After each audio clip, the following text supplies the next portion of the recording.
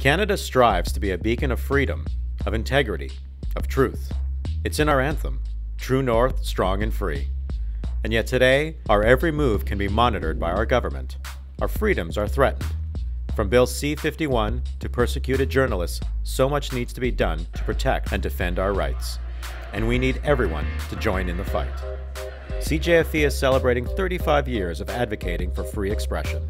Over the years, our rights have continually faced new and ongoing threats, but our commitment to fighting these challenges has never wavered. In 2016, CJFE registered some significant wins. The first of these was in February, when we were thrilled to be part of the release of Syrian journalist Rami Jarrah in Turkey. We then traveled to Croatia, where we intervened in an escalating press crackdown that led to new elections to replace a corrupt government. May was a tremendously important month. First, there was World Press Freedom Day and the launch of the 2016 Review of Free Expression in Canada. Second, we took a stand on our home soil, engaging with police in Montreal to stop the assault and unjust persecution of independent journalists covering protests in the city. In September, we launched our second Bob Carty Fellowship, which provides financial support for initiatives that enhance free expression in Canada.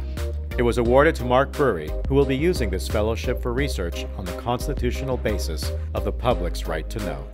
We advocated for the release of imprisoned journalists like Khadija Ismailova in Azerbaijan, human rights activist Khaled Al-Qazaz in Egypt, and Canadian professor Homa Hudfar in Iran. Our ongoing global campaign to end impunity sent hundreds of letters calling for human rights to be at the heart of Canada's relations with China. In Canada, we continued the fight against Bill C-51.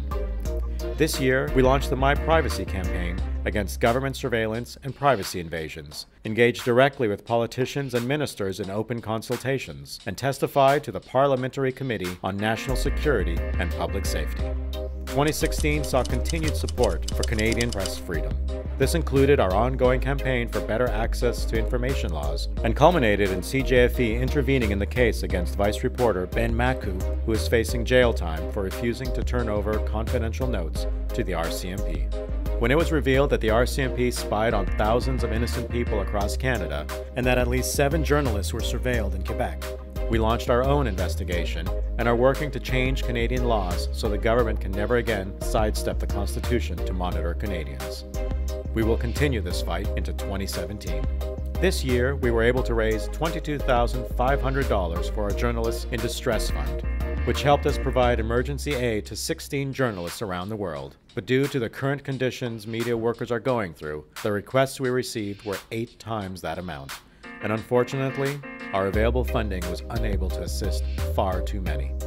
2016 was a year with many wins, but some losses as well. As an organization that depends on its supporters, there is always a need for bigger numbers to help us achieve more. And this is why CJFE needs you. We encourage everyone to share, to talk, and to invite others to support journalists and the right to free expression.